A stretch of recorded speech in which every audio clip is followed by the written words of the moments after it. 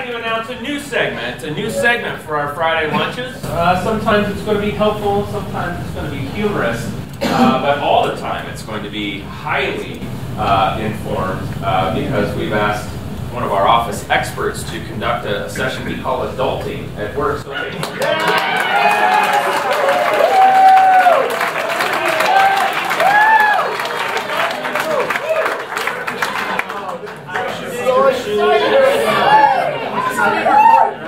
it is, yeah.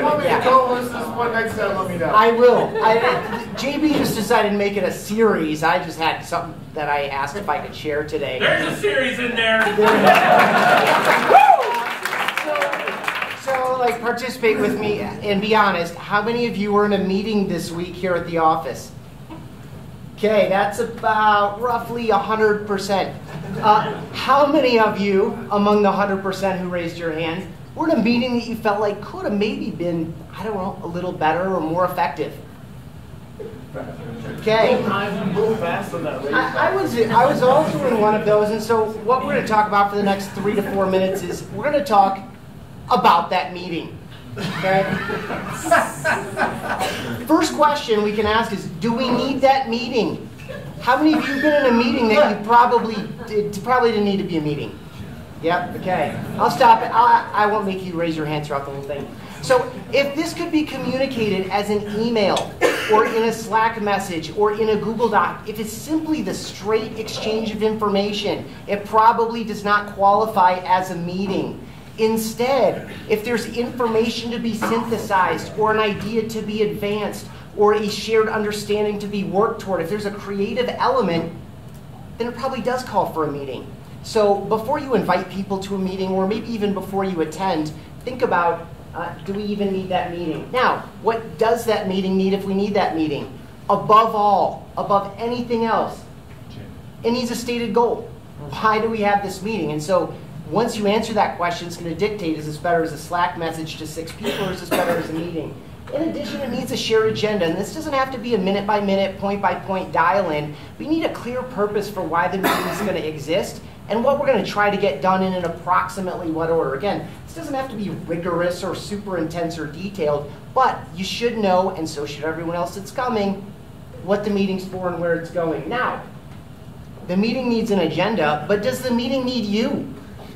That's a perfectly valid question to ask yourself. A, is someone inviting other people to a meeting? Or B, someone who's been invited to a meeting. Now, I know there's some people that you are not in a position to say no to. However, there are a lot of people you can say no to. So when you get an invitation to a meeting, you could ask yourself things like, why should I be there? And what might I give or gain from this meeting? You might ask the person that invited you to the meeting, hey, I'm really busy this week. I'm not just going to say yes to this meeting. Could you tell me a little bit more about what my expected contribution or participation might look like? Okay? The meeting might not need you, even though you got invited. And honestly, it feels really good to be needed, doesn't it? I know I like it a lot.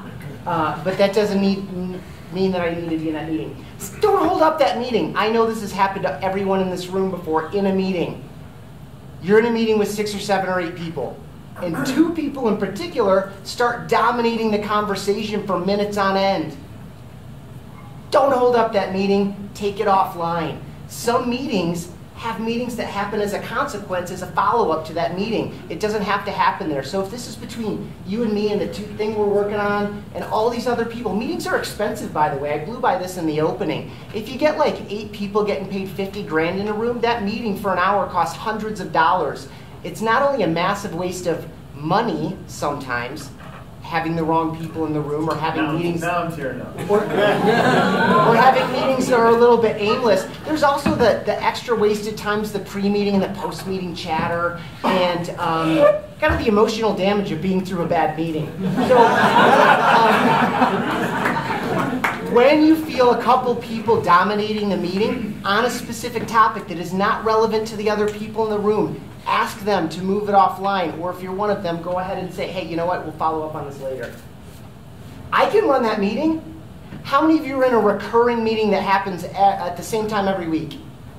Awesome. So something fun that you could do in terms of collecting the information to impart, right? Not the creative piece of the meeting, the advancing of the idea or working toward a shared understanding, but just the facts that are going to be exchanged in the meeting.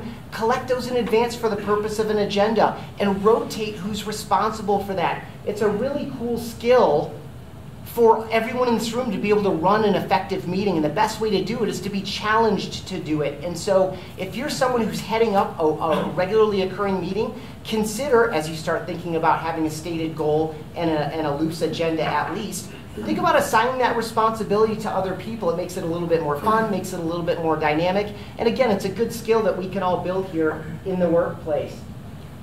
This is the most important one of all, in my opinion. What happens after that meeting?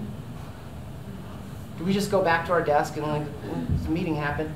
The meeting should not end until you define next steps. Like, what is going to happen as a consequence of having this meeting? In some cases, that's you're going to do this by Thursday, you're going to do that by next Wednesday, and you don't have to do anything except come to the next meeting. And maybe host it. So defining the next steps and making specific assignments. I know this kind of goes without saying, but I have left meetings where it's not clear. Like, we talked about a lot of stuff, and he was involved and she was involved, but it wasn't really clear what had to happen next. So before you leave a meeting as a participant, and certainly as a host, make sure that this happens, because it's the whole purpose for the meeting is to create better outcomes for yourself and for the rest of us.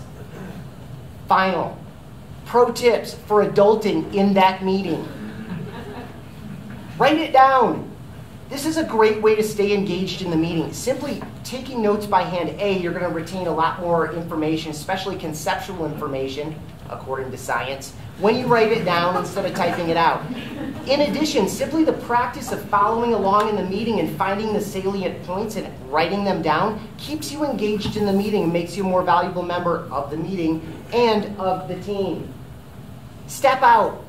If you feel compelled to take or make a phone call, get out of the room. If you feel compelled to read or reply to emails or text messages or social media posts, get out of the room. That's not part of the meeting.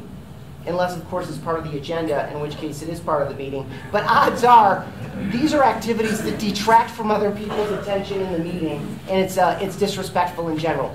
Finally, speak up. Have you ever sat in a meeting and wondered what that acronym was, or what the heck those three people are talking about because they know this information better than you? Yeah? And you feel a little bit lost? It's okay, and it's probably to the benefit of other people in that meeting to ask questions. Hey, can you say that again?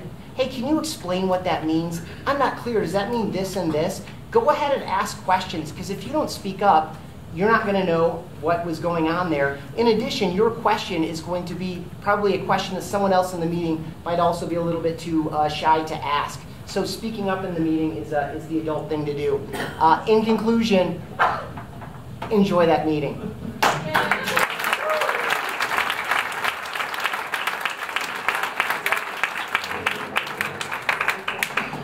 Doing his best to bring value, Ethan Beute. He's great.